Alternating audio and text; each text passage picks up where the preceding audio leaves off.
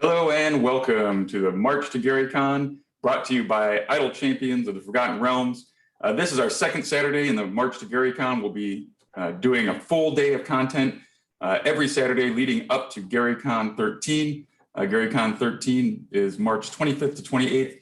And man, we just have a spectacular array of events to choose from. We have almost 900 events. If I remember from our last count, ready to go. Event submissions are beginning. But we have tons and tons of games to choose from. So don't be shy. Go to play.garycon.com and get your badge today.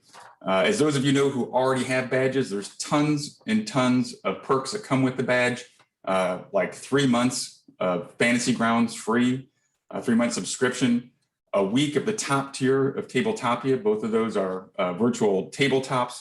Fantasy Grounds is more oriented towards role-playing, and Tabletopia is more oriented towards board games, both great services. And of course, our friends at Frog God Games are giving every badge $20 worth of virtual swag just for coming to GaryCon. So it's a fantastic deal. So for those of you who don't know what GaryCon is, I'll just give you a quick rundown. Thank you for tuning in. But GaryCon is a memorial convention that celebrates the life and works of my father, Gary Gygax.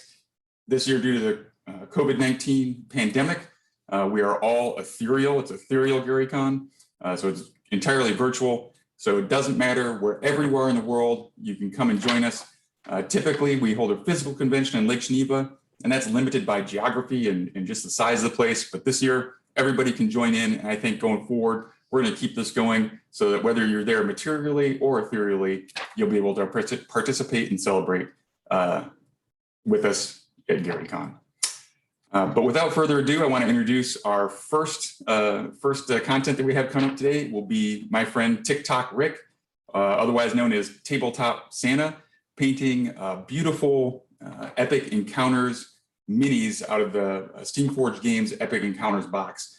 These things are really cool. It's an adventure in a box created by Richard August, this amazing designer, and paired with beautiful miniatures. They're like $50 for an entire adventure with an array of minis all in the box. You'll see when he breaks it out, but these things are really cool. And I appreciate Rick coming and doing this for us. I call him TikTok Rick because he actually manages the GaryCon official TikTok. So I think of him as TikTok Rick, but he goes by Tabletop Santa. So sit back, grab a snack, relax, and enjoy the show.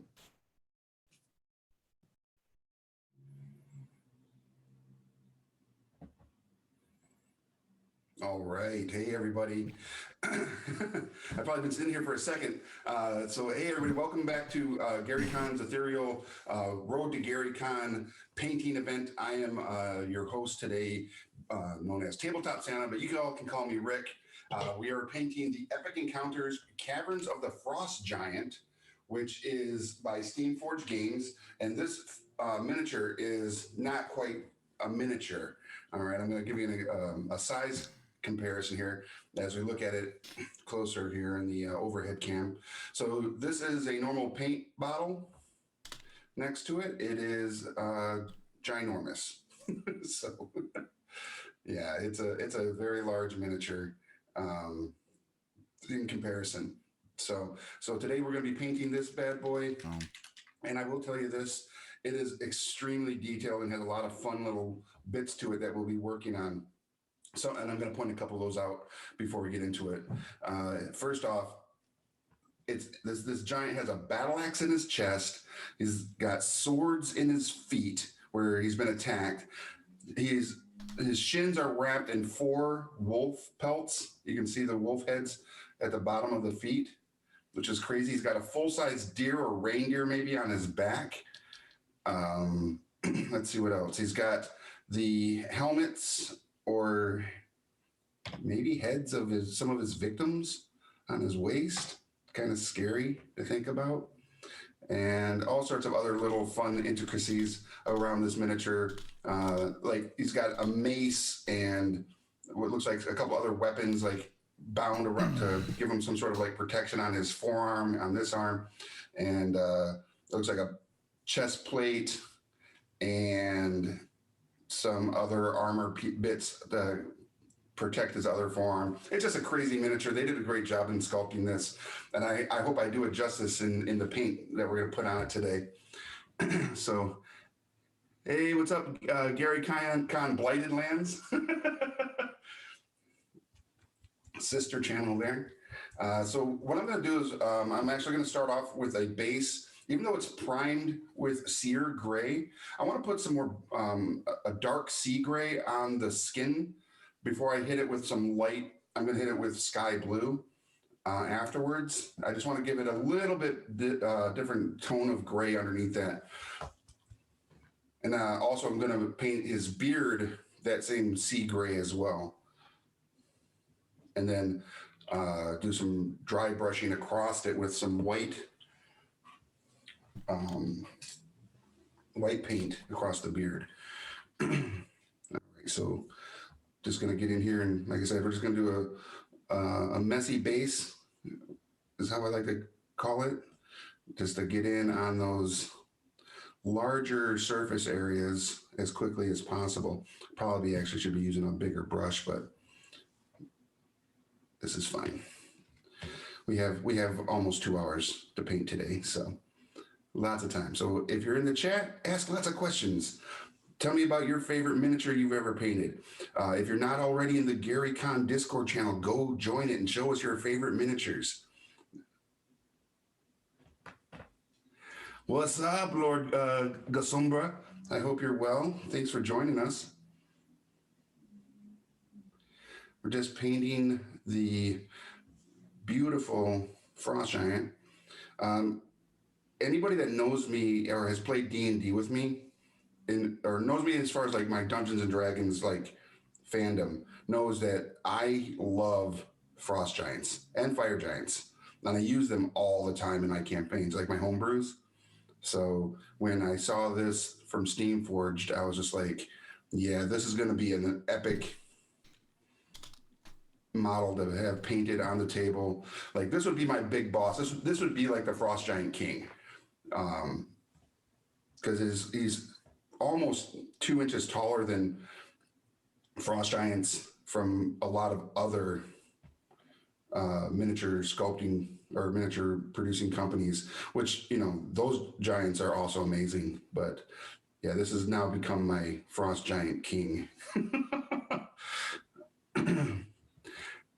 What's up, King Bashman? How are you? I want to make sure I'm not missing out on anybody here.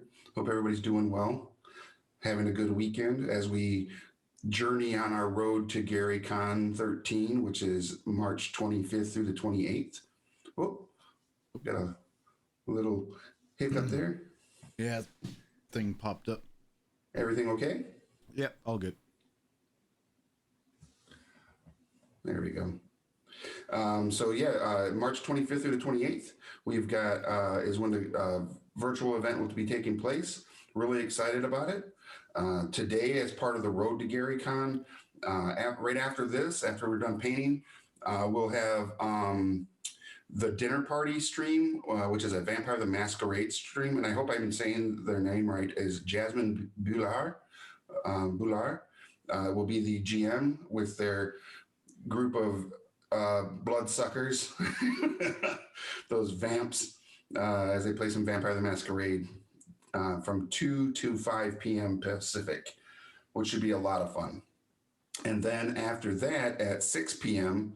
is the continuation of the Search for Gaxmore with Jason Charles Miller and his wild bunch of players, which you should absolutely tune in and watch both of those, as they're a lot of fun. There's some giveaways during the streams. So yeah, lots of fun stuff. What's up, King Face Crush? That's a cool name. King Face Crush. That could literally be the name of this this frost giant. I am King Face Crush. You've come into my longhouse, thinking you'd get out safe, but no, you shall die. So yeah, if you aren't already part of the Gary Con Discord channel, please go join the Discord. It's a really fun community, lots of amazing folks that are not just fans of the game or gaming in general, because it's not just D&D. It's because it's about everything that involves gaming, board games, war games, everything, right? But there is a lot of really amazing people that are part of that community, and I think everybody should go check it out. And get your ticket if you don't have a ticket yet, so that you can join in on some of the fun games that are being offered up. I think there's over 2,000 potential. Is it like 2,000? Are you still there, Jeff? Yeah, It is Jeff, right? I don't want to mess that up either. Yeah, it's Jeff. Okay. Over 2,000 what? Events? Yeah. Possibly. I know we've got a lot. Yeah. I can't count that high, so. Yeah. I know I'm running like 7 over the weekend. I've got 2 on Thursday, technically 2 on Friday, but one of them is already got people in seats because it's going to be streamed. It's Luke's participating and some folks from Steamforge Games, and they'll be going up against the Hydra that I painted last weekend. Ooh, nice. And the Hydra's minions. And then I'm running the Goblin box in the evening of Friday, or in the afternoon on Friday after the stream. And then it's Saturday, I'll be doing the Hydra for, convention participants. And then I'll be doing the Orcs in the afternoon. And then on Sunday, I'm running the Frost Giant event for whoever signs up for that, which will be a blast. I promise not to kill anybody's characters, even though they will be pre-generated characters. So maybe I'll kill them. Maybe.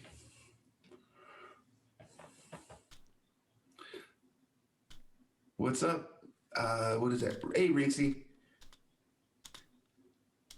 How are you? And it's also kind of funny, is like if any of the players in my personal campaign are watching, they're watching some miniatures that I'm going to be throwing at them eventually. Oh, that's not ominous at all. Right? I mean, when I say I like, this miniature, I plan on using it as often as I can get it on the table. And like I said, the sculpt is so good.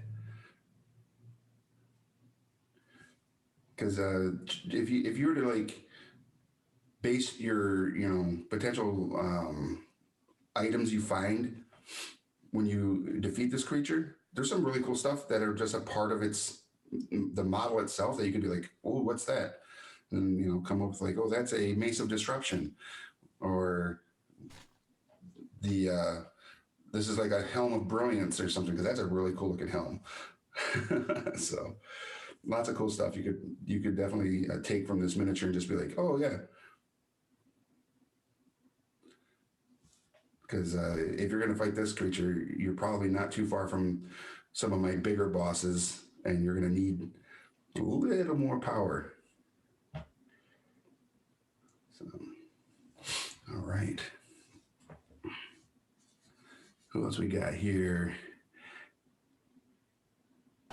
Yeah, there's quite a few people watching. I appreciate y'all joining and participating today. Again, I'd love to, if you paint miniatures, I would love to see your work. And I float around in the GaryCon Discord, so you'll see me. My handle is Tabletop Santa, and I would love to see what you all are working on. There's always the possibility, and it's a high possibility, that you're probably better than me at this. So.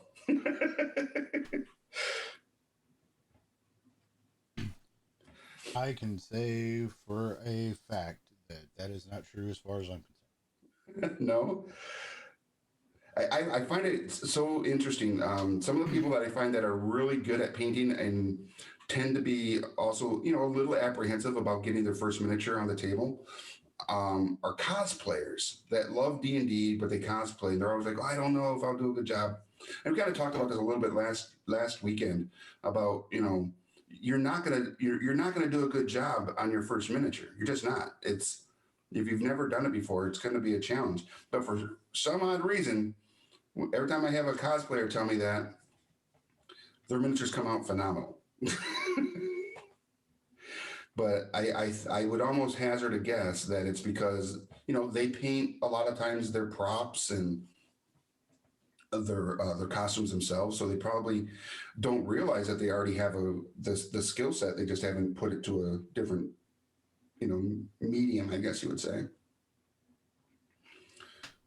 Because every single cosplayer I've ever sat down and painted with, and they're like, "Oh, this is my first miniature," and it comes out. I'm like, "Well, great. You should host this show that we're doing, or because it's really good."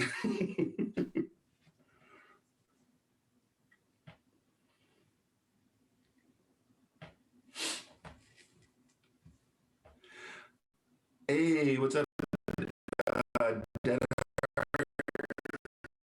Thank you. This miniature is from the Epic Encounters box set by Steamforged Games. It's the only miniature in the box. You're gonna get when you get this box, you're gonna get the miniature. The base and the giant are separate, so you have to glue them together. And then it comes with a play mat that shows different. It's a double-sided play mat, so you get all the scenarios that are in the adventure book mapped out. And it comes with some tokens of some of the orcs that you could also encounter in that event. But the good thing is, if you got the Orc King, let me see what I got it right here.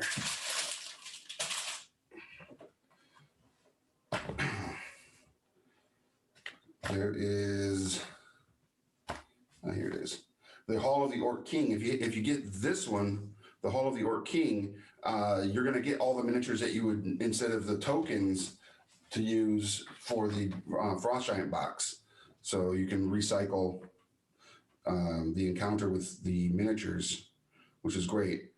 And that goes with all of the boxes. You'll get the orcs go to the giant, the goblins go to the hydra, and the kobolds go with the red dragon. And you're going to see those creatures in the continuing boxes as well, so you can recycle the miniatures, which is awesome. But yeah, this particular Frost Giant is ridiculous. Right now, I'm just basing down the skin with a little darker gray, and to be like the undercoat. Because afterwards, I'm going to take sky blue from Vallejo, and I'm going to go over that once it dries. I'm going to go back over all the flesh tone areas and give it that Frost Giant blue skin tone. And I may not necessarily get into all the cracks because I may want to keep that gray kind of as that separation for definition of the model. Even though I am going to take a wash to the model as well later on, so that we can get even more pop and definition on it. This giant has also got so many scars. At first, I thought some of them were like mold lines, and then as you look closer, no, these are just battle scars all over this guy. Just beast mode.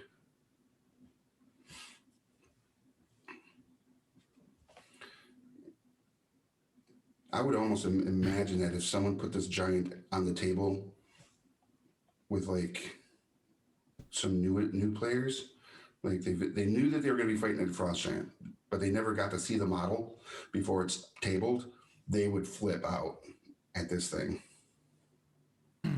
They could obviously look up pictures of miniatures or the 5th edition imagery of Frost Giant, but when you put it on the table, they're, like I said, they're just going to be like, "Oh no, that's not at all what I imagined." That's much more fearsome.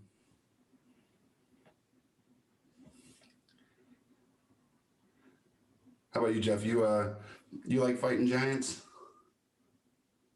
I like controlling giants as a DM. That's a great answer. Yes. Well, it really depends. If I'm high enough level, I think they're not that big of an issue. Then bring them on. Yeah. But below level 10 or 8, it's so how fast can they move versus how fast can we move? Yes, that is a great answer. It's kind of funny that you say that because I always find that a lot of adventurers don't take the path, or a lot of players that I've been playing with lately, they aren't taking the path of least resistance. They want to go straight into the battle. Mm-hmm. And I've made some of the battles where it's like, no, you definitely want to run, Oh yeah, you know? yeah. In my yawning portal game, the those guys are learning what old school D&D hard was, um, and how brutal Nice. those things can be. And I told them, it's like, man, some of these older modules and adventures had that mentality of not every encounter you are supposed to win when you encounter it. Yep. Just keep that in mind. Yeah. Sometimes you just gotta walk away, Yeah. come back and fight another day. Yeah, retreat is a mechanic in the game, just so you know. Absolutely. That is a fact. Hey, what's up, Gary Con Blighted Lands? I see you're back. How are you? Who's running that? Who's over on that Blighted Lands right now? I'm curious. I have no I mean, as far as like who's logged in on the Blighted Lands chatting with us, it's got to be one of the staff members, I'm guessing. idea. It's a hand could be a handful of people, but I have no clue. Yeah. Nice. So now I'm getting the flesh on the hands.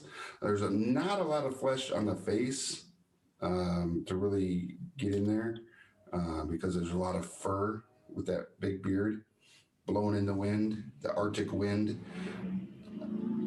which is another great thing about the game is I like using the environment against my players.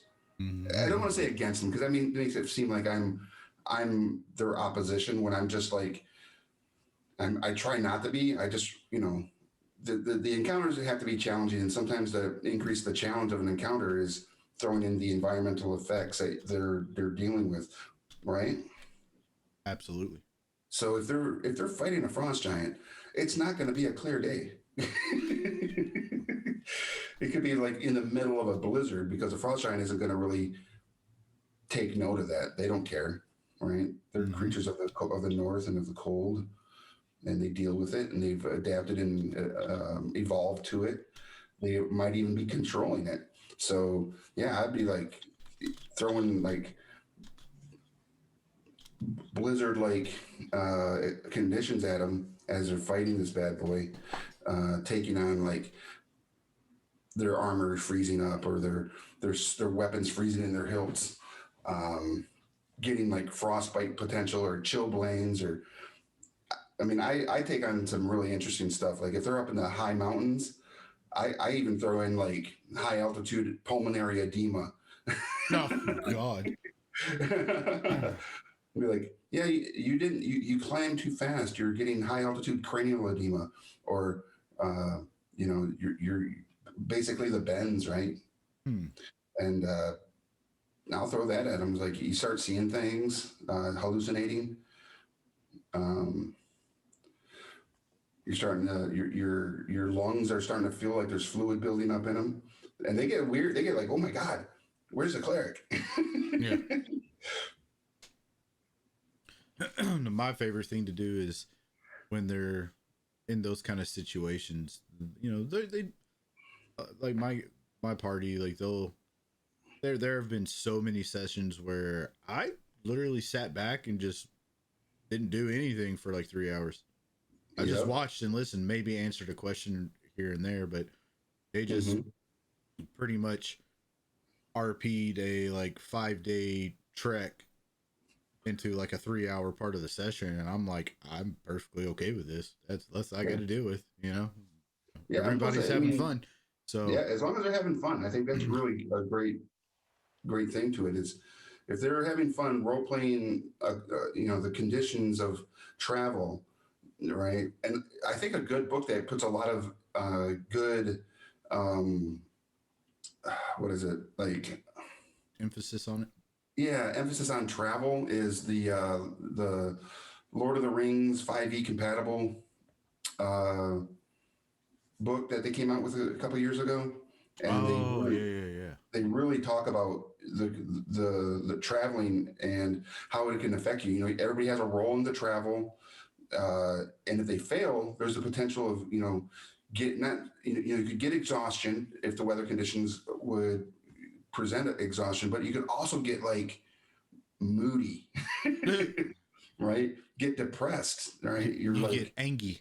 yeah, and you start get angry because we've been out on this water for almost a month and we haven't seen any land, and our food stores are getting low, and so and so snores at night, and you start throwing those things into the role playing session, and it can be really fun to watch.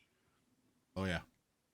But one of my favorite things to do is in the middle of them, just role playing, talking out everything it is they're doing, what all's going on. Hmm. You know, there's nothing more ominous than the DM rolling a dice behind the screen randomly Yeah, out of nowhere, which sometimes I'll just do it just to see if they're paying attention. that's awesome. But there are times where I'll just look at them and say, I need everybody to make me a constitution saving throw, please. And then all of a sudden they're like, oh my God, what happened? You'll find out. Exactly. You know, you haven't been able. You've been working on the deck of the ship for so long, or you've been out in the desert. You've got second degree burns all over your exposed skin. Because of the sun and just exposure to the elements is such a great um, tool to use. Again, I'm going to say against your players, but as a effect to enhance the game, to give it even a little bit more realism, perhaps. I love it. It's often colder on clear sunny days, but it's so cool to have that change when the giant comes in. Yeah, yeah, uncommon. I can't read the rest of your name. Ermin. Your mom, she's Chef. pissed. Oh, okay. Yikes. Yeah, That's awesome. love it. What's up, Dungeon Josh? Adventures in Middle Earth. Thank you so much for putting that in there. It has it definitely has some really good DM mechanics to add to your toolbox. It really does. I am a fan. All right, we got that side. All right, so we've got the flesh areas based out. So now I'm going to go ahead and I'm going to take my browns because the giant does live in the north. It's got as you look at it, like I said, he's got this really cool like fur cape on his back with a undercoat of some sort of cloth or maybe just a leather jerkin of some sort to bring it all together. He's got this full-on it looks like a whitetail, but it could also be like a reindeer strapped to his waist. And he's got some more fur on his hip and some leather wrappings all over. Full-on rope tying on his ankles, his ankle guards, which are literally wolf skins. And there's, like I said, there's 4 wolves wrapped around each of his feet. Or ankles, which is just amazing. And then there's lots of like rope twining this. I'm going to make this like obsidian, a big obsidian axe with some ice effect on it. And then it has like iron bringing it together here, which is kind of cool. So yeah, I'm going to put some different browns on it and then go back, hit it with some blues on the fleshy areas, and then go in with some metallics and hit some of the metallic areas, which I think are going to be pretty cool. I also want to point out the base of this miniature. It looks like they're walking through snow, right? And I might actually get the Vallejo snow effect and put that on there. I may not be able to get to that today, but there's literally like ice here, and it's shattered under his foot. So that is going to be really cool to take and put, like, I have water effect. I might put water effect on that and then do some brushing with some blues to give it that, because the water effect is a very clear, um, uh, like gel almost. Hmm. And you just brush it on there. It's going to give you that like icy reflective, and then hit it with some different tones, maybe even a washed out blue ink to give it a lighter blue, so that it'll look like ice with that whole like clear coat to it. I think it'll look really cool. So Yeah. let me get the rounds out. Yeah, it's given me a lot of ideas for the frost giant miniature I have here if I ever get around to painting it. Yeah. I mean, you could be painting it right now, man. I could. I know, but you're also, Yeah. watching all the other stuff, make sure audio and all the good stuff in the background is being taken care of, which is super appreciated. Um, and also someone to talk to. That's always good. Right. I think shows like this are way more engaging when you have someone to talk to. Which isn't to say that people in the chat aren't chatting, but when they're not, you got to have the one thing that I've learned in doing this streaming thing is dead air is bad. Yeah. Right. So Absolutely. when you can talk about the hobby and everything going on, you're going to be all right. And speaking of the hobby, for anybody that's new to the chat, make sure you go to the Discord, the GaryCon Discord, get in there, join the community, get your tickets if you haven't already to participate in the Ethereal GaryCon, which is March 25th through the 28th. So just a couple weeks away. Yeah, And, pretty much 2 weeks. Less than 2 weeks. Like 12 days. Oof. Good Lord. Oh man, it came quick. Yeah. It's rushing up on us now. It sure is. But it's going to be a lot of fun. But like I said, there's a lot of events that you can participate in. There's going to be some amazing live streams to watch with some really talented GMs, players. I'm sure there's going to be announcements coming out soon of like who some of the like premier events are going to be run by and who's going to be playing in them. Because again, you never know who's going to be showing up to a GaryCon event until you know. Yeah, this is absolutely true. Every year that I went in person, it was, they've got the website with all the special guests and the events and everything, but that's never everyone's. Like sometimes you'll get there and there's just like people there that they just show up. Like it's not publicized, it's not advertised, they're just there. You're like, yay. Yeah, and you never know, they might be at your table at a game, because they're there to have fun. They're there to participate in what the convention's all about, having fun, playing games, and showing some honor to the memory of Gary, right? So how better to do that than to have fun with friends, making new friends, playing games, and just making fun memories around a table. So yeah, 1 year, I think it was the last physical convention we had, so not last year, the year before, GaryCon 2019, 11, 12. This is what, 13, right? 13, so it would have been 11. Yeah, so it would have been 11. I was hanging out with I think it was like a bunch of the TSR artists got together like down in the lobby area, and I was hanging out chatting with Larry Elmore, and I just looked at it, I was like, Larry, we need to quit traveling like 9.5 hours just to hang out when we live an hour and a half away from each other. That's awesome. I'm like, I'm not complaining, but man. But I saw he went live on his Facebook page this past week, and was working on a project. And I mean, it looked amazing. So just Yeah. ridiculous. So good. His talent has not diminished at all as far as I'm concerned. No. No, if anything, like those guys just it's like everything that they were putting out what is it now, like 20, 30, 40 years ago Almost 40 years ago. was gold, and now it's just like everyone is just better than the last, and you're like, Yeah. how is this possible? What's up, Prometheus? Everything's going really good. Thanks for stopping by. We appreciate you.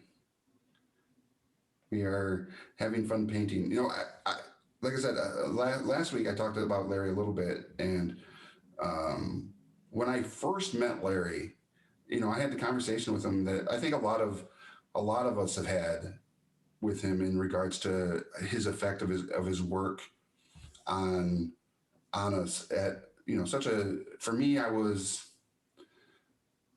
when I first realized it was his work, I was in 10th grade and I was reading the Dragonlance series, and I was just, you know, floored by his artistry, and it's what really drew me into the books. And then when I started like collecting Dragon magazines and all the covers he did, and and everything, I had that conversation with him. Like, I just want to, you know, because I was in foster care for a lot of you know, not too many people know that, but I was a foster kid from my sophomore year till I graduated. So it was a weird time to be put in foster care, right? Right. So finding his artwork and reading all those books and finding people to play with during that time was a benefit to everything that I was going through, and it really, you know, kept me, you know, in my own space that wasn't like a bad space. So and made me, you know, want to be. It's kind of funny, is I always wanted to join the military, even as a young boy, and reading the stories of all the adventures and playing the role of adventurer and hero, kind of like further instilled that in me. And it's like everywhere I went, I'd find something that Larry had done, right? And it was just like a reminder that, you know, you're on the right path. You know, it's almost like a father figure speaking to you through, not knowing that he is, but through their works, or whatever. I know that might sound a little strange, but that's how I kind of like viewed it. And when I first met him and I had that conversation with him, you know, he came around from behind the table, gave me a big old hug, and he literally like comes up to my, like, I have a photo with him, and he comes up to like under my chest. Yeah, I forget how tall you are. Yeah, and it was just kind of funny. He comes around, gives me a big old hug, and that's kind of like where our friendship began, because I've seen him now at so many conventions, like every Dragon Con, Gen Con, obviously, and I want to say he came to Origins once, and he was at an Alliance open house when I was working there once as well. And he always remembers me, which is like really nice to know that he, you know, with all the folks that he's engaging with on a regular basis, that he remembers who you are. And it's like, that's another really amazing, you know, part of his personality and stuff. So there we are. We just fanned over Larry Elmore's, everybody. So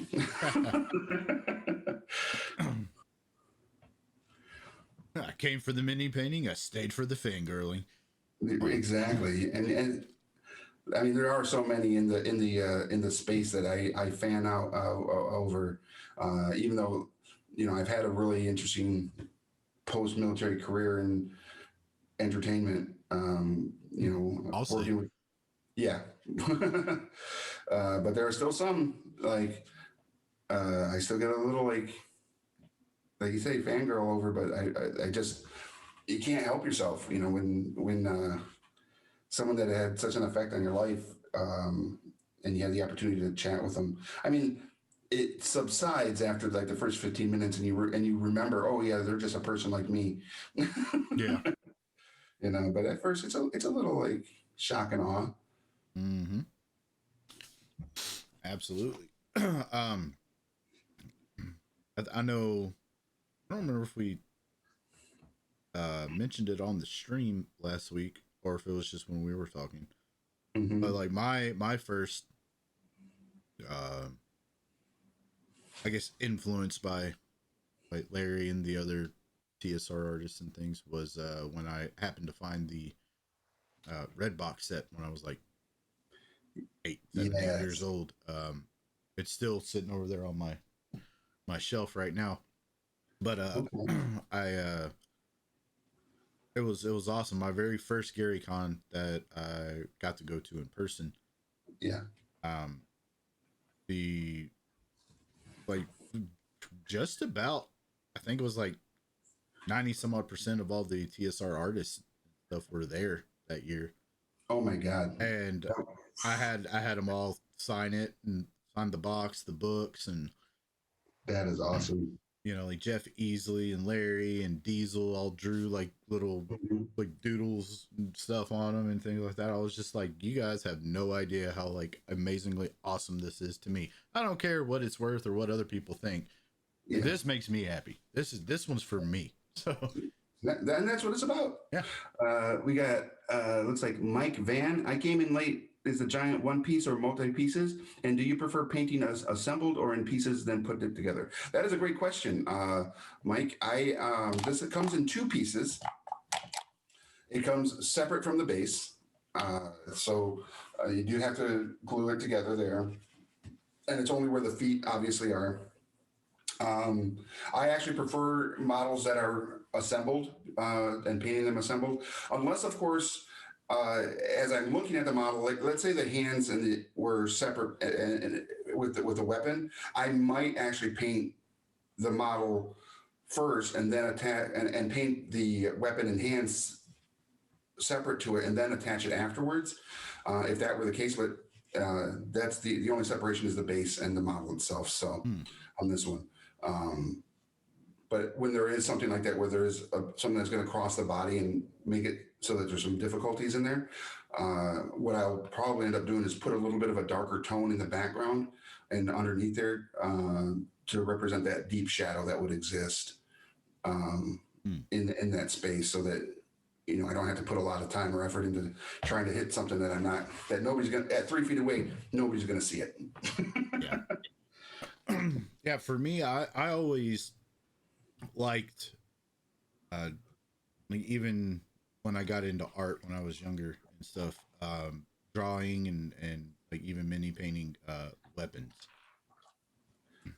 So I mean, especially way back then, things were either one solid cast or Yep. uh 10 million pieces you had to put together. Um but like I always like I prefer if everything's kind of put together when I go to paint it. That way I don't have to stop what I'm doing and then shift gears to assembly or whatever. Yep. But if the miniature comes with an option, like if the axe itself came separate from that Yep. thing, I would paint the guy, and Yep. then I would figure out what I would want to do to make that axe pretty much like the focal point and make it more intimidating than the beastly guy holding it. Oh yeah. Like Yeah. I would guess that some people would use like, because someone actually recommended that I take the axe instead of making it like the obsidian that I want to do. Taking some of the contrast blues that exist Mm-hmm. and painting it so it almost looks like ice, like magicked Oh, up ice, yeah. or crystal, like you would see in Skyrim. And Oh, yeah. I was like, oh, that's a really cool idea, but I don't know if I have the painting ability yet. I'd have to practice that on a couple of other miniatures before I did it on this one, to see if I could do a really cool like crystal effect. Oh, absolutely. Because I know there's been a couple of times I've got a bunch of Vallejo paints, Reaper paints, Games Workshop paints, Pro Acryl paints, Mhm. and all that. I think one of my favorite things as far as like experimenting and just seeing what happens, Yeah, is using the Pro Acryl transparent inks. yeah, those are Oh so man, whew. yeah, I'm like, what? Where were yeah. you like 20 years ago? Right. I've got some of the Vallejo game inks Yeah. here, which anytime a miniature has a clear acrylic to it, I'm all about using those inks because they look so good. Like on the WizKids Beholder miniature, the eye stalks that have the spell effects coming out of them that are clear. Using the inks on those looks so good. Say hi to Brotastic Nerddom. What's up? I know you. That's my good friends back in Virginia Beach. Ah, nice. Yeah. Not too far from me. Nope. They worked. Him and his wife worked with me in 2019 for Gen Con. No, Oh, was it? Was it 2019? Dang, I think it was 2019. yeah, that's the last one. Well, the No, last in person one. no. This was. I'm sorry. It was the 2020, the first online one. So last year's Last year. Gen Con, we did all the live stream content for Ultra Pro. Oh, nice. Yeah. And it was a blast. We got to play all their new games that they were announcing, and I want to say his wife was the one that won more games than anybody else. Oh, nice. I Yeah. I I want to say that also because I want to be like safe. Right. Absolutely. Yeah, I think last year for Gen Con, before it got switched to virtual because of, well, Of the events. yeah, because of everything that happens. Um, I was, well, we talked last week. I like to build like a lot of terrain and stuff, especially out of like foam board and XPS foam, things like that. Yeah. But I had um, started making the Tomb of Horrors, Oh, so good. and when I mean making, I mean I was literally cutting like quarter-inch by like 3/4 inch by quarter-inch, like little foam squares, and individually gluing them on things as like the brick pathways and things like that, you know, Oh wow. Okay. all that kind of stuff. Because I was gonna do, um, it was gonna be fifth edition rule set, Okay. but it was gonna be in the spirit of, you know, the old school. It was like a tournament type module deal, you know. So like we had like I had some 3D printed and had other people paint because, you know, they're better at it than I am and quicker. Um, some like, you know, fun at the table type trophies, like, you know, hardest to kill, easiest to kill, or most deaths, you know, those kind of things. Right. And so it was going to be like really like the difficulty cranked up to 11. That is awesome. And I got about halfway through doing all the terrain, and yeah, you know, life stuff happens and everything, and I'm just like, oh my god, I don't. It's like I'm going to be pressed for time to get all of this finished and painted before the convention. And then they announced, you know, because of COVID and everything, that Mhm. the in person was going to be canceled and it was going to virtual, and I was like, oh no, whatever will I do? Yeah. You're just like, oh, thank you. And I'm like, oh, I'm off the uh, hook. Boffin. Oh, Boffin ball says friend. he's who's that bearded guy? You know who I am. I hope you know who I am. I know who you are. It's I, Tabletop Santa, painting the Frost Giant from the Steamforged Games Epic Encounters box, Caverns of the Frost Giant, um, which is a really good name for the box considering it's a frost giant. uh, the so yeah, that's who I am. That's what we're painting today, and having a good time talking about our experience. Jeff and I talking about our painting experiences and our hobby fandom and fanning out over certain individuals within our space, Hmm. because that's what we like to do. Oh yeah. I will admit in the episode tonight, I mentioned it last week. I'm going to mention it again. One of the individuals within our fandom that I still kind of geek out about is Vivid Vidka. I hope I say her name right, but she's in the Search for Gaxmore events tonight. Oh yeah. Her Yeah. costuming, I mean, she's a beautiful woman, but her costuming that she does is so vibrant. Like her hair and her makeup for her OC character that she's using in this campaign, and she's Hmm. kind of known for that, right? Oh yeah. Her Viper, I think it's called the Red Viper or the Black Viper Black for Viper. the Yep. Idle Champions character is so cool, and I think that's one of the things I really enjoy about her and her content she creates, on in regards to like on her any events she's playing on Twitch, her videos she makes on TikTok. They're just like they're just awesome. Yeah, the dedication level is definitely at 10. Oh yeah, absolutely. And I look forward to a day when I can actually sit at a table and play D&D with her and some of the others, uh, because I just think it'd be a lot of fun. Yeah, I'd like to uh sit at the table with Dave again. That was interesting. Oh, I have no doubt that would be pretty cool. Mhm. And like Jason Charles Miller, who's running the Search for Gax more tonight, I mentioned it last week. I'm probably going to mention it every weekend, on the road to GaryCon that we're doing here, because it also directs people to make sure they're coming back tonight to watch. But if you don't follow him on Twitch, you are missing out on a treat. Mm. That guy is so talented.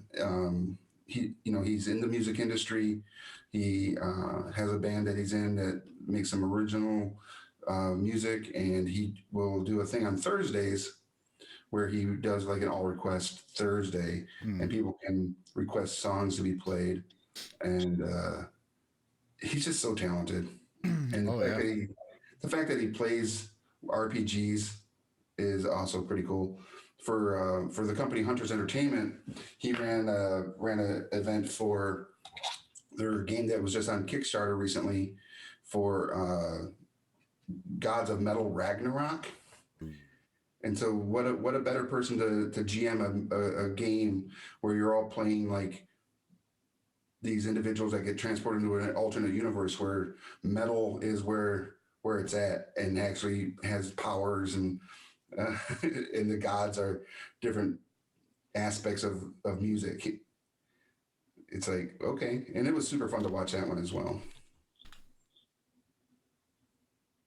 So yes, having so many talented folks in our space and it being so accepted now in comparison to the 80s is a beautiful, beautiful thing.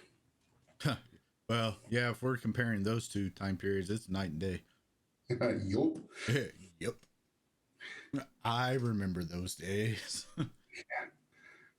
Yes, me as well. There was everything they say about the 80s is true. There's He's a TikTok famous, bro. I am not TikTok famous. Not as so. Funny story about TikTok, because that is the platform I run, the GaryCon TikTok, for anybody that didn't know that. So if you are on TikTok, make sure you're following GaryCon official over there. But so Brotastic Nerdum's wife, when I joined TikTok and I was having fun with it, and his wife was like, I don't know if I don't know what I'd do on the platform, blah blah blah. And I knew she would do well on the platform, regardless of what she did. But she found her niche on there in stuffed animals, which is an interesting turn of events, because what she does is she takes old stuffed animals, right, and she gives them like a spa day. She takes out all their stuffing, does repairs to them, cleans them, gives them a bath and everything, restuffs them with new stuffing. If any like eyes or nose or anything needs to be restitched in or replaced, she does all that stuff, and the plushies come out looking amazing. And she's about to break 1 million followers now. And it was, I don't want to say it was like pulling teeth to get her on the platform, because it wasn't, but it was interesting watching her journey from, not knowing what her space was going to be to really leaning into the thing that the platform recognized her for. And I'm so happy for her, because it has turned into not just, being, she's a content creator on there doing that stuff, but now she's very much possibly finding a career in that space doing repairs, and because she gets commissions, people send her plushies, and she does the whole story of the plushie. It's such a cool thing. And the reason I even bring that up is because isn't there a thing at GaryCon every year that a gentleman comes in? I think his name is it Chris? He has a game called Plush Wars. I believe so. Something I like know that. what you're talking about. Yeah, he comes in and you literally have your stuffed animals fight each other on a battlefield arena. Like they get stats based on their size, and you give them like different abilities based on like what the plush is, and then they go to war. I'm gonna bring one of those like 8-foot teddy bears one time then. Oh my god, yeah, and actually be the one in it, Yeah. just punching the other plushies. That's super funny. Yeah, 8-foot tall teddy bear and have them like all Mad Maxed out. What do you mean, Balin? I don't want to mess that up, but Valentine Mancave. Yeah, I don't. I try not to put my face on the Gary Con thing. You can hear my voice because I'm trying to keep it like super secret squirrel that it's me, but I'm not that good at it. Secret squirrel. Secret squirrel. Yeah, this miniature, as I'm like adding the paints on these wolves around his ankles, and they're starting to like pop off a little bit better. Let me see if we can get a better view of it. You can see like around this ankle, the different wolf heads that are there. And I'm going to go back after the browns on here and do some grays to make them look maybe like a little bit more like a gray wolf that would probably be up in the around the Arctic areas. Super fun. There we go. But again, for everybody in the chat and viewing, because I know that there might be people watching that aren't necessarily chatting with us. If you have not yet gone and joined the GaryCon Discord, please do so. And also follow us on TikTok, as I mentioned before, GaryCon Official. Get your tickets to the event for the 25th through the 28th so you can participate in some of the amazing events that are going to be available to play in. We'd like to say thank you to the sponsors like Steamforged and GUI Cube, Idle Champions of the Forgotten Realms, who's a pretty big sponsor, I'm guessing, considering they're on literally everything. And there are so many others. I could probably pull up Discord, but I don't want to risk messing something up if I open a different window. So I don't want to do that. I feel that pain. Yeah. So if you go to the Discord, you can see who all the sponsors are. They have their own like Discord channels. And you can give them a follow as well, because they're taking the time and effort and helping out with making sure that the event is a success. And give them a follow. And if you haven't downloaded Idle Champions yet to play, I think you can get it on Steam. And I don't know about iOS or Android, but worth looking into. It's a really fun side scroller game that you take on you build in your party. I think you start off with like Brunner Battlehammer from the Dritz stories, and you continually add characters, and as you get like find treasures and stuff. You can unlock chests that could unlock more characters. And right now, I know that Luke has his character Melf, which Melf's acid arrow is all from and everything. He's got a new skin for the Melf character, where it's part of this whole pirate theme. So you could potentially unlock or get that character in the game, which is pretty cool. The Black Viper is one of the characters you can get. You can get Archon the Cruel. There's all sorts of really fun characters from the different books and such from the Forgotten Realms that you can add to your roster of heroes. And as you play through each side scroller, your heroes get more powerful. They have events like a lot of other games, where like holiday events, which allow you to get other things. So I'm guessing with St. Patrick's Day coming up, there's probably gonna be something themed around that. So, it's a fun game. So go check it out. Yeah, my personal favorite, Minsk and Boo. Minsk and Boo, yeah, that's Minsk right. and Boo. They're on there. Oh. I think I have them on my account. I know I do. That was like the first thing I went for. Okay. I was like, I want my space hamster. Give. Go for the eyes, Boo. Go for the eyes, Boo. Go for the eyes.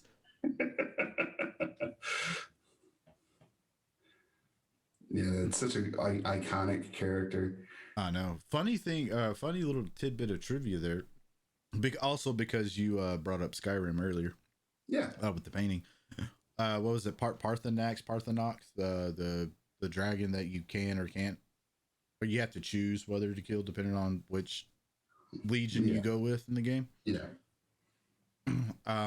Is voiced by the same guy who did the voice recording for Minsk for the Baldur's Gate games, which is also the same person who is famously known for Winnie the Pooh, Darkwing Duck. What? Yeah.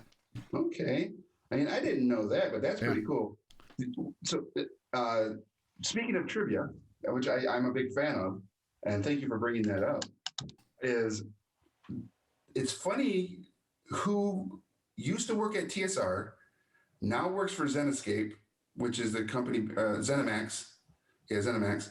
That is the company behind Skyrim and Elder Scrolls Online. One of them being, and I did mention his name last session, I believe, is Zeb Cook. Mm-hmm.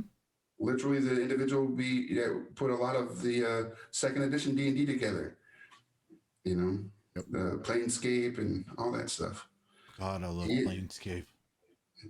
Yeah, he's the reason there was a THACO. Yeah, I love Planescape. Nice. THACO, I don't hate it, but I wasn't a huge fan of it either. I know I'm probably going to get lambasted in chat for saying that, but nah. I mean, I like the dice idea better. Yeah, sure. I mean, I that's totally just get it. me personally, but no, I totally get it. I mean, I'm not going to say I did not enjoy second edition, because I absolutely did. It's. I think I played more second edition than any other edition, even though I did start in first edition. But yeah, mechanics change to one, to make the game a little faster, perhaps, to maybe add ease of entry for new players as well. So I never get mad at mechanics changes. Except for one. There's one that really irritates me in fifth edition, and that's probably where I'm going to get it flambasted, as you said. I don't like that you can only attune to 3 weapons or 3 items that you have to attune to, right? Mm-hmm. I miss the days of 2 rings, a brooch, a shield, a sword, a bow, magical arrows, cloak, boots. Yeah. Where you're just walking around, and if someone casts detect magic, you literally blind them because you're walking around like an armory. yeah, you pretty much look like the Bifrost from Thor. Yep, absolutely. So I do miss that, but I understand why they did it. Well, yeah, the system was basically built around bounded accuracy. So Mhm. there's that. But there's also the wonderful thing of if you're the DM, you can have your game however you want it to be. Oh, That's the absolutely. magic of it. That is the magic of it, and I actually do follow that Yep. more than anything. Because yeah, there is. It's not that I disagree with it, and I absolutely don't get mad over it because that's just why get mad over a game. Exactly. But what I do is like I take the things I enjoy that I miss from maybe some other editions that I can incorporate in them. And if a player who is very much a rules as written individual makes comment to it, I just let them know, it's like, this is just how I like the DM. If it's not your cup of tea, I apologize. But if you want to make it so that your character be based on how you want to do like your backstory, like you're bound to 3 items and no more than three, that's cool. That's actually a really cool way to role play your character. But I'm not going to restrict that to any other players. Right. And they actually, a couple of them have done it where they maintain that three, can only be attuned to 3 items at any given time. And I was like, it was actually really fun to watch them role play through that Yeah. because they made it very much about either bloodline or religion. Mm, nice.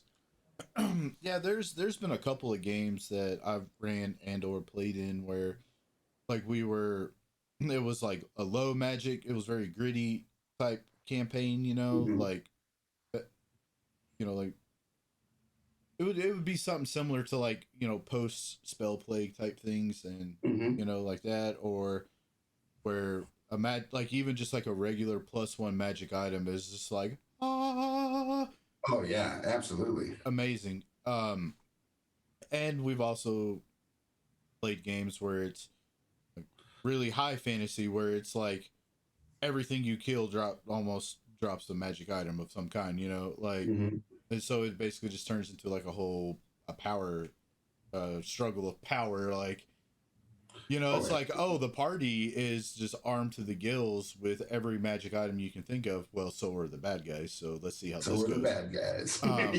That kind of thing. But the people I usually play with on a consistent basis, like we've kind of, Mhm. I don't want to say homebrewed because it's not really homebrew ish. Really, it's more of a just slightly tweak the rules a little bit Okay. of, instead of just 3 attune items overall, Yeah. like you can attune uh like you were saying, like the old school, like 2 rings, brooch, net amulet, da da da da da da da.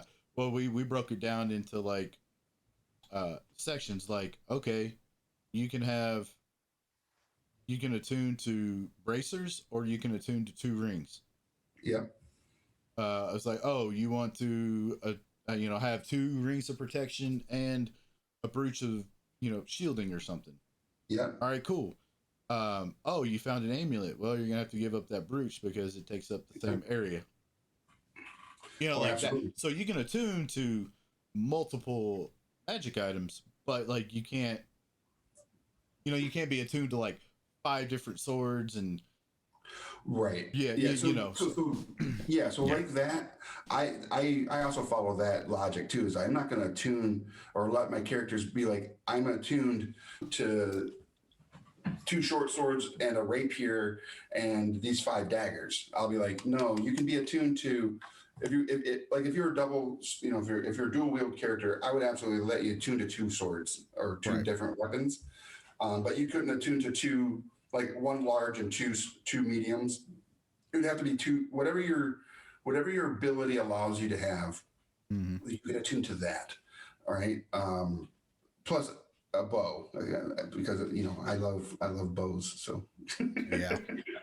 um, Oh yeah. I mean, it's just fun. I enjoy playing with a lot of that. Um, the rules and mixing it up a little bit because me personally in my current campaign I'm running, it is a high fantasy, high power game because, you know, some of the players are my kids and they want to play like with the best gear and have fun when they can Mhm. get to it. So I'm allowing that. And then the group that I stream in the same campaign setting with, it's also high fantasy. They're only third level and they've got some really fun stuff to play with because they're heroes. And they're going to be like superheroes Right. when it all comes down to the end of it, you know. And so I let them have the fun that they should have in that aspect. And they're fighting some really fun creatures too. They fought a possessed furbolg in the last session, where the furbolg was possessed by a demon from the plane of or the elemental plane of fire. So it made the furbolg look like a smaller fire giant, and it was fun. Yeah. You know. Yeah. One, like we've always touched on many times, it's like it all comes down to if everybody at the table is having fun, who cares what the rules are? Facts. Yeah. 100% facts. And everybody has things that they like, things they don't like, things they prefer, so on and so forth. Um, I try not to rules lawyer a whole lot unless it like somebody's just trying to abuse something or stretch, Sure. take that inch and stretch it a mile type thing. And they will, and that's okay. That makes that's part of the dynamic, I guess, right? Yeah, it's part of it. See how much you can get away with. I can't say I'm not guilty of trying to do that myself because if the DM says sure, I'll allow it, and you're like, oh, all right, cool. Yeah, let's see where this crazy train goes. But yeah, all the time. Yeah, that must be Duff over there on that one. Nice. Yeah, he would definitely know. But one of the times, like I just put together like maybe a 45-minute, hour-long thing to get my kids to play it or whatever, because I know their attention span, if it's not some sort of video game or something, is lucky to reach that long. But I don't even remember what all like the major details. It was like, just some basic battling type stuff and trying to find some information. And my boy was like, they're in the battle and he's like, can I run, jump up on the table and run like 2 or 3 steps on the wall and then push off of the wall and come down and bang on his head? And like one side of my brain is like, hell no, that's way too many actions in one round. But the other side of my brain is like, hey, that actually sounds pretty cool. Yeah. And I was like, screw it, man, roll cool. Roll for it. And he's like, all right, cool. And he's like, which die do I roll? And I'm like, that one. He rolls. Right. And I'm like, all right, cool, you succeed. Da, da, da, da, da. And I'm like, all right, now you have to roll to attack. And he's like, well, I'll roll this one, right? I go, yeah. And he rolls nat 20. And I'm like, that's right. awesome. I bet he had a blast with that too. Oh yeah, he did. That's good. Yeah, I always like when a player tells me they want to do something like that or do something like I want to attack this monster, and they can look at it on my play, my terrain or whatever, and I go, all right, explain to me, all right, roll your dice, now tell me what you do and tell it to me in a cinematic fashion, like Right. How did you move up, how did you attack, what kind of, give me some details, let's flesh this out. And when they do, and they realize that's how I like to play, they really get into it. Mm-hmm. And they start coming up with stuff like that where I want to do a handspring off of this bar stool, do a tuck under, land in a superhero landing, but throwing my darts or my dagger at the opponent. And I'll be like, roll an acrobatics check. Yeah. Absolutely. Like I tried to throw in like a little bit of that narrative flair doing things, but especially in combat, like I try not to over narrate every little thing my character does, just because you don't want to grind the game down to almost a near stop. Which a certain Twitch DM. I don't know if anybody's ever heard of him. Named Matt Mercer. He DMs over on a small Twitch channel called Critical Role. Of course, I heard there's a lot of potential there with those guys. yeah, I know, right? I've heard it's like I think they're gonna go places. Yeah, yeah, just keep an eye out for them. You yeah, know, just keep an eye out for him. But you know, his I mean, it should be a trademark phrase. That there's now everybody uses it now. I do too, but every character wants to hear that. How do you want to do this? So yeah, and you do. And then that's pretty much like, all right, now here's your time to go full, John Woo on me and like describe the scene. Yeah, my players have actually come to, I think, realize that when I ask them to, I may not ask them to do that with every attack, but when I do ask them, it might be the killing blow. Yeah. And like you said, every player does want to hear that. They want to hear you go, tell me how you do it, right? Yeah. And boom, they get excited because now this is their time to shine. And I will say this: when they know that they're about to land the killing blow, they really get into like, this is what I do. Yeah. Absolutely. I love it. It's fun. I will also say one of the things that one of the things I love about D&D too, and when you play with multiple people over many years, you pick up fun little DM tips. Granted, you can watch Stephen Chanel on his channel all the time, and he has his DM tips, right? And you'll get a lot of good information there, and you should watch Stephen. But playing with multiple players, and as a player and as a DM, you pick up tips. And a friend of mine, his name's Bart Hurd. He's in Maryland. I think he is one of the individuals that keeps Dwarven Forge financially stable. He has like everything, so much. Oh my God, yeah. It's ridiculous.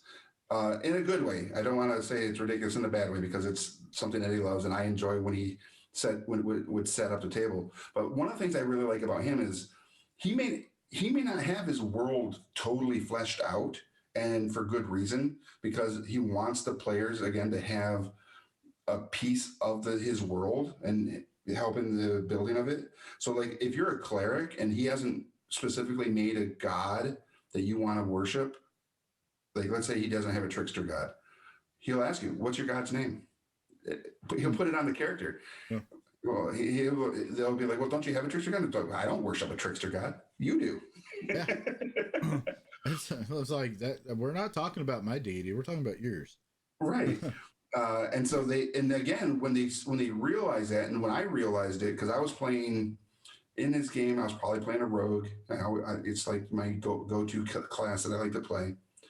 And we were talking about, we were in a city, and apparently they're set up for some sort of festival. So we had the players, come up with, what's the festival about? What are they celebrating? It's this time of year. What might they be celebrating? So we came up with this whole, like, this is the holiday. This is the provenance behind it, why it exists. And, it was a really fun session because of what we got to like add to his world. And right.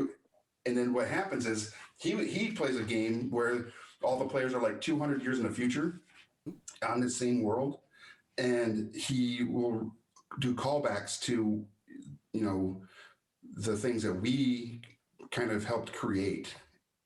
And when you watch his streams or hear about his last sessions and how the players reacted to like the festival or this new holiday or this holiday that's been going on for over 200 years, and it's just like, oh, that's super cool. Oh, so I love doing that. Yeah. And it's a tool in my toolbox that I thank him for introducing me to, because I use it with my players now. Because oddly, one of my players in my campaign, I didn't have a trickster god, and so they're like, well, I want to worship. Santa is the trickster god, right? Because they got to meet Santa, or my version of Santa in the game already as a storyteller. And the girl that plays the trickster cleric was like, I want to worship Santa. That's like, okay, that's kind of cool. Oh, I like it. Oh, And so, for those of you watching, let's get back to the miniature just for a second. So what I'm doing right now is I've already done like a base gray on the skin tones or the skin fleshy bits of the model. I've gone through and I put a dark brown on the heavy fur parts, and now I'm going and putting a lighter tan on the leathery, like scraps of leather that are all over the miniature. Um, and then after I get done with that, I'm going to go back and I'm going to put some blues, some sky blue from the Vallejo model color line onto the fleshy bits to give him that frost giant blue skin tone that we all are familiar with. And I think it's going to look pretty cool. It's going to definitely make the model pop out a little bit more than what it is right now, even though I think these browns are beginning to give it, those separation bits so that you can definitely see that there's more to the model than just a well sculpted piece of gray. Mm. And then once we get that, I'm going to go back and do some of the metal work that's on the model. Also put some gray into the beard. I didn't do that in the beginning when it was nice and wet. So now I'm going to have to put some water into it and do that to the beard. And then we'll do the details and the weapon. And but like I said, I don't think we're going to have time to finish this monstrosity today, which is okay. I think we've got about 20 minutes left before we have to let the next stream get ready. Something like that, 20, 30 minutes or so. Okay. So everybody out there that's watching, let me go back through the list of amazing things that are going on with the Road to GaryCon. Right after we're done here at 2 p.m. Pacific, will be a dinner party, a Vampire the Masquerade one-shot with Jasmine Bular. Again, I apologize if I am butchering the last name, and her crew of blood-sucking vamps will be playing from 2 to 5 p.m. Pacific. And then from 6 to 9 tonight, the search for Gaxmore continues with Jason Charles Miller as the DM and his wild bunch of players, which is if you missed out on last week's first session, you should absolutely go back and watch that as well, so that you get the full story of what's going on. And just so you know, I actually have the Gaxmore, the Ruins of the Lost City of Gaxmore book right here, which is by Troll Lord and everybody. They was like, "Oops, I'm gonna make sure I get it in frame here." So you can get this. I think it's going to be available soon for retail, or is it through Troll Lord's website? You can probably still get copies of it available. But that's where they're headed to Gaxmore. Yeah, I think that was the most recent. No, well, the most recent Kickstarter I backed was the Dungeon Alchemist thing. But Okay. for like physical stuff, it was Gaxmore. Yeah, and there was a lot that came with a bunch of maps. Oh yeah. A small one-shot module, and then a thing about, like, I think it's called the weapons of Gaxmore source book, which has a lot of really fun and funny punned up items that have like Lugagax. I don't. Yeah. The All sword kinds of of Lugag. goofy things. Yeah. Our friend Boffrin did bring up a good point. Everyone that does not know already, check-in is happening on Discord for GaryCon and the GaryCon events. So Good call. That is an absolute fact. If you're in the Discord, if you haven't joined the Discord yet, please go do so. If you have bought tickets already and have not checked in on the Discord channel, you need to go do that. There are folks standing by and to help you with the check-in process. I did it a few days ago. I just saw a bunch of people in one of the voice chat rooms. I was like, hey, I'll just go ahead and say hi. And they're like, oh, you need to check in. I was like, oh, what? Yeah. Yeah, I'm running games for GaryCon, so Yeah, yeah. we got to check in. What are you running? I am running some stuff over on the Greyhawk channel. Oh, nice. Yeah. What part of Greyhawk are you going to be running players through? We okay, we're real good friends with the people over at like Lord Gasumba in his Greyhawk community and everything. Yeah. So every year he does big charity event stream with a whole bunch of other D&D streamers and everything, and you know, it's always fun times, and you know, it anything for charity is always a good cause. So Absolutely. this year, like last year, it was the Return of the Falcon Okay. for everything, and like all of the games, like what happened in our game affected what happened in the next game, so on and so forth. Oh, cool. This year it was about the Underdark. So Jimmy took Fane of the Drow, one of the third edition like fantastic location books or something like that, adventures. And we converted it to 5th edition and changed some things around to fit into Greyhawk. Oh, it's nice. So it was a lot of fun. We had a blast playing it. Of course, nobody took it seriously because it was a charity event. We are all just having fun. It was for charity, this and that. I'm running that for the final Greyhawk event for Saturday. So it'll actually be for my time in my time zone. It'll be a 1 a.m. start. So Oh my God. yeah. Hey man, I'm dedicated. What can I say? I mean, yeah, absolutely are. That's super cool. Zerathon, yes. Also, we're doing a charity event next weekend as well for Gamers for Giving. Oh, nice. That's over great. on our channel. So, Okay. Very cool. yep. Isn't Mech doing it? There's still seats in games. Okay. I believe there are. Yeah, nice. Zerathon Gamers for Giving is a charity that is set up to basically, I think it's $2,500.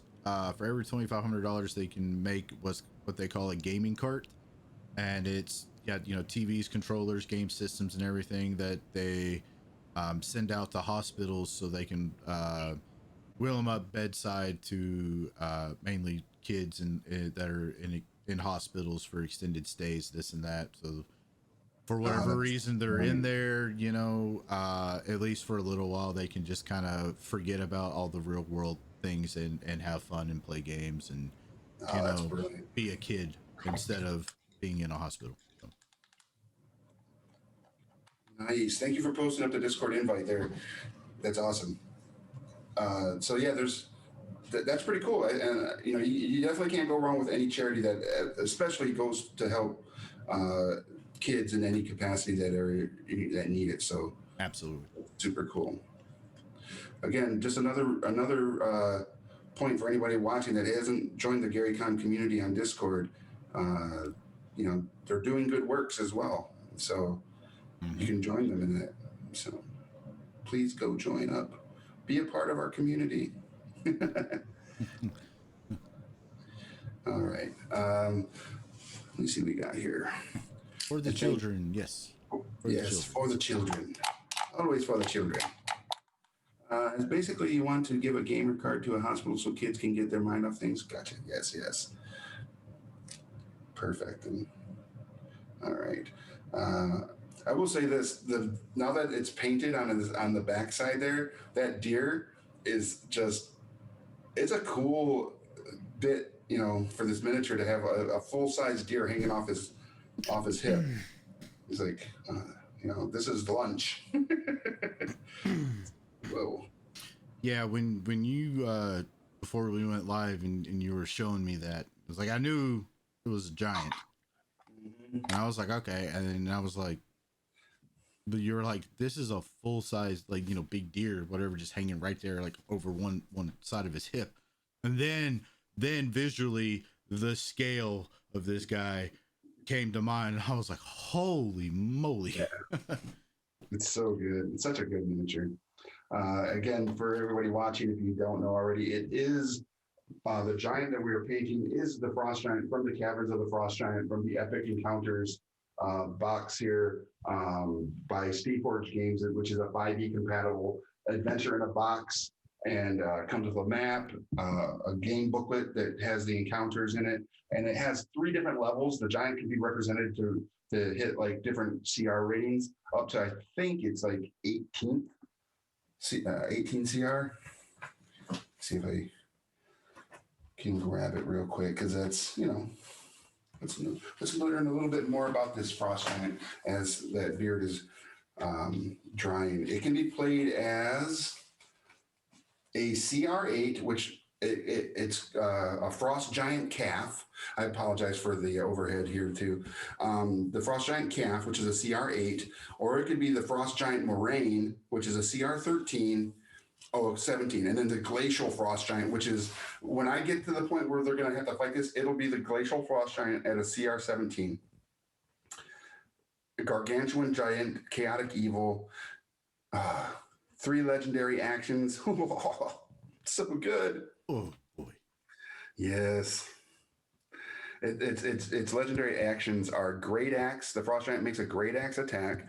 Rock makes a rock, throws a rock at you. Or Lair ability. The Frost Giant uses one of its Lair abilities, which is taking turn spent legendary actions. Where's the Lair? 35 damage. Implacable Will. What is the Lair ability? Costs 2 legendary actions to do a Lair ability, though. I got to find out what that is. But anyways, yeah, it's cool. It's awesome.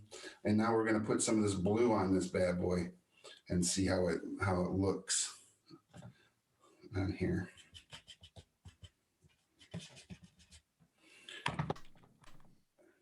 Get some of this brown out of this paint, out of this brush.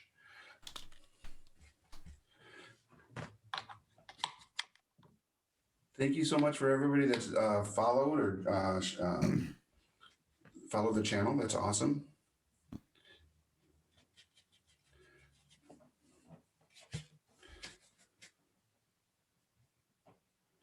So yeah, I'm just gonna brush some of this blue over the miniature here to try to give it that frost giant blue. It's not, again, it's not quite a dry brush because I don't want it to just hit the highlighted areas. I want it to be a little bit more than that. So I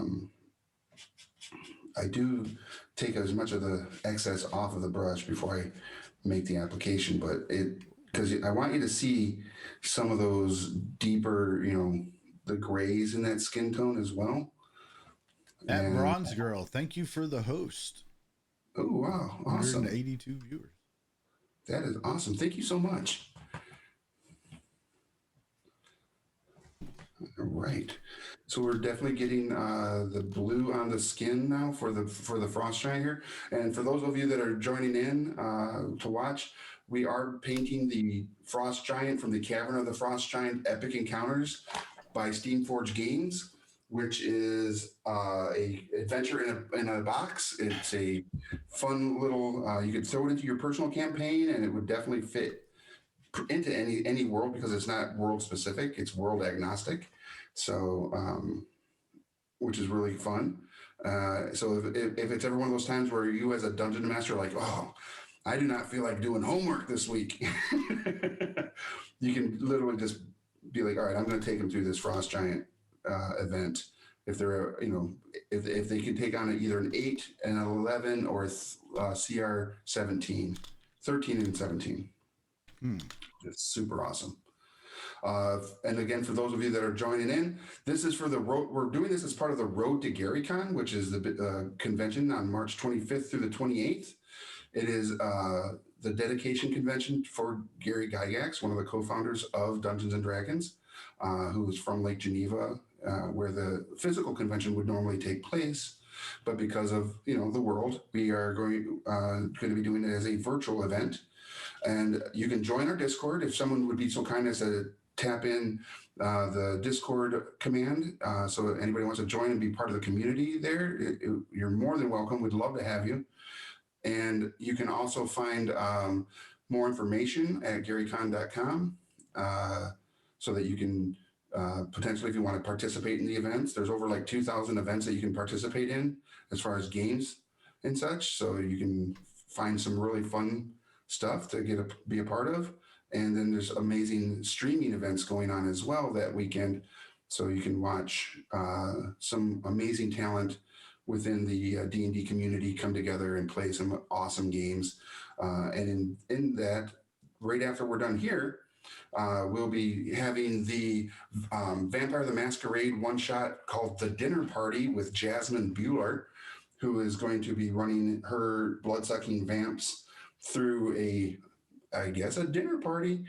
So that should be pretty fun. And then after that, at 6 p.m. this evening, Jason Charles Miller will be doing a continuance of last week's event called The Search for Gaxmore, and running his band of Wild Bunch through the trek to find the lost city of Gaxmore. So tune in for that as well. Lots of fun stuff going on. And I'll be back next week, same time, same bat channel here, painting the Red Dragon from the Red Dragon's Lair for Epic Encounters. And that, if you think this giant is huge, for those of you watching, this is how big this miniature is in comparison. You can see the bottle here, paint bottle, to show you just the size comparison of this miniature. It's monstrosity. So very cool stuff. He brings a lot of hurt. Yeah, a lot. So, and you can see it not just in its size, but again, the sculpt of this miniature shows off so much fun details with skulls and armor and weapons as parts to the miniature to make its armor. Where it's got like full plate mail on one forearm. It's ridiculous, but it's so good. Such a good thing. All right. I guess everybody there watching, if you don't already follow us here, make sure you do so. And on all the other socials that are out there, we are on TikTok. If you're on TikTok, it's GaryCon Official. Give us a follow there. We're really close to 1,000 followers. We're almost to 800. And once we get to that 1,000 follower mark, we can get some lives in and talk about, and maybe even get some folks to send in some videos that we know to talk about what they're going to be doing at GaryCon, which would be really cool, and put some content up there to engage with the community on that aspect as well. So yeah, if you're on that platform, give us a follow. And I am Tabletop Santa on all social medias and on TikTok. You can find me there doing my shenanigans as I do. I don't dance. I apologize for everybody out there that would like to see me dance. I just don't have it in me. He says that until he gets up to 1 million followers. Yeah. I get up and I start flossing. My kids would literally send out the dogs to take me out if I did something like that. Well, basically, to put words into his mouth, you all just heard him. 1 million followers on the TikTok, he'll start flossing. So what? Yeah. I mean, yeah, shoot. At that kind of followership, I probably should dance. Yeah. But if we could just get GaryCon to 1,000, that would be awesome. That would be great. So that we can go do some live streams on there as well. All right, there we go. So we got the blues on there. I don't know how well that's showing up in the camera. Got some under here I need to hit. So yeah, so it's starting to separate. It is a big model. Given that we only had about a little under 2 hours to paint, we still got a few more minutes. So I'm obviously still going to put some paint on the bad boy here. But um, if you want to see the finished model, I will be, once I get it all said and done, I will be posting it up in the GaryCon Discord and on the TikTok, so you can see the finished one. I'm almost done with the base on the Hydra, so that one should be up pretty soon from last weekend. Um, so keep an eye out for that. And I will say this: after it all dried, that shifter paint I put on the Hydra's serpentine necks looks so good. I was a little apprehensive when I was doing it during the live because it was all wet and everything, and it wasn't really doing the effect that it's supposed to do. But once it dried, it's really cool, and I can't wait to show it on the in a Discord video and stuff, so you guys can see it there. Which I know I meant to ask at some point too. Like what all paints do you primarily use? Like Vallejo? So I primarily use Vallejo acrylics, Vallejo paints. But I also, in my toolbox, I have Citadel paints, which is those ones that from Games Workshop for their contrast paints, especially. I really enjoy using those. And then my third most used paint is the Army Painter paints. Because they do have some colors in theirs that I really like. I really enjoy their washes and their metallics. They're probably my favorite metallics. But as far as like vibrant paint and vibrant colors, Vallejo is my hands on my favorite. But I even have a little bit of like Reaper Bones paints and some Privateer Press paints, sort of P3, and a few bottles of Turbo Dork because they also make some shifter paints. Oh, dude, I love their shifter paints. Yeah, theirs are really good. That's for sure. Like especially if you're doing something with like a cyberpunk theme look feel to it or whatever. Man, the Turbo Dork stuff is perfect. Yeah, it's good. It's good paint. Yeah, absolutely. Zerathon asked, "How many followers to see you do Otto's Irresistible Dance?" All right, so here's the thing. If we get to 1,000 followers before GaryCon, I will do Otto's Irresistible Dance on the GaryCon channel because there will only be 1,000 there. I have over 24,000 on my personal channel, so I'm not going to dance for all of them yet. Yeah. But I will do it. I'll do it for the community for GaryCon at 1,000 because I think it's going to be a really good hurdle to get over and make engagement on that platform a lot more fun. So absolutely, if you guys can get us to 1,000, help us get there, that would be amazing. All right, so I'm just trying to be conscious of our time because I know that the next stream starts at 2 p.m.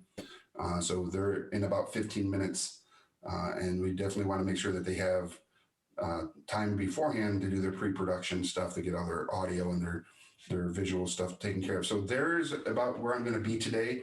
I got the browns and the grays and the blues on there. I will be working on this between next weekend. So what I'll probably do is I'll show off on camera next weekend too, this miniature and the Hydra. And then you'll also see imagery of them on the Discord and on the TikTok. And then I'll work on the Red Dragon, which will be crazy because I need to do some pre-prep work on the dragon before I get on camera because, like I said, this is a big miniature. That dragon is bigger than this. As far as it's got a huge wingspan and the body is much larger. So I'm going to have like its base is already done and then we'll just do fun detail stuff on camera. So on that note, because we only have a few more minutes left, I know I've been like a repeating skipping record. Does everybody catch that reference, right? Yeah, I hope so. So anyways,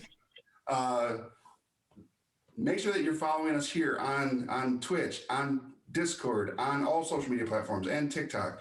Right after this is the dinner party, a Vampire the Masquerade one shot with the GM storyteller being Jasmine Blois. And again, I hope I'm saying your name right. From 6 to 9 p.m., we've got the Search for Gaxmore continues with DM Jason Charles Miller, and the Wild Bunch is what I've dubbed them because they are a lot of fun to watch play, and it's just a good time. Next weekend, we will be back again for the Road to Gary Con. And if you haven't gotten your tickets, make sure you do so you can be part of the multitude of events that are taking place during Gary Con, to include the ones that I'm running. I will be running all of the Epic Encounters. So there's only 6 seats per event. So, there's limited access to play, but I want to see as many of you on there. I want to sell out, if you will, and run through that. Because here's the thing: if you sit at my table, even if it's virtual, someone will be sent from Steamforge a copy of the game that you play in with me. So there'll be a little bit of a voting contest at the table, and then everybody that sits at my table throughout the weekend will be entered to win one of every single one of the Epic Encounters that is currently available. So that's a pretty cool prize pack to get. If you only get one, cool, but someone's going to get all 6. So that's pretty awesome. So make sure you sign up to play in at least one with me. I'm going to say on that note, it's been a pleasure. Thank everybody who joined us today. Again, you can find me as Tabletop Santa on all the social medias out there.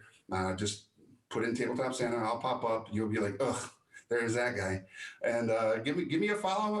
I'd love to interact with everybody on the socials, on TikTok, on Facebook, wherever you tend to play. I am there, except for Reddit and Pinterest. So I apologize to all of you in those spaces.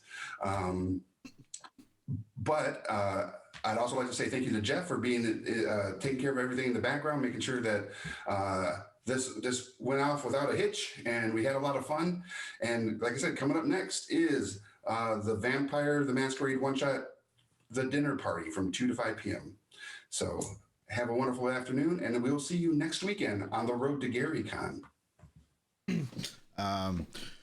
Also, the hour in between the dinner party and Search for Gaxmore, there apparently will be some ad spots and some history/culture videos of Dungeons and Dragons going to fill the air in between those 2 sessions. And as he touched on, we've got Vampire the Masquerade dinner party coming up here at the top of the hour, followed by the hour intermission of other D&D goodness, if you want to call it that. And then the final show tonight will be Search for Gaxmore with Jason Charles Miller leading that. We will also have product giveaways by Hero Forge and Troll Lord Games. What? Yep. And of course, like everything, the March to Gary Con has been sponsored by Idle Champions of the Forgotten Realms and our friends over at Steamforge Games. Perfect. If you don't already have Idle Champions going on your system, what are you waiting for? It's fun. Agreed. Get to play and control a whole lot of well-known and interesting characters throughout D&D lore.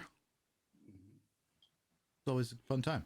And on that note, technically we have 6 more minutes before we Are they already? Are they setting up on their end already? I'm not. Probably. Okay. Oh, I mean, we can still talk. I'm all about talking.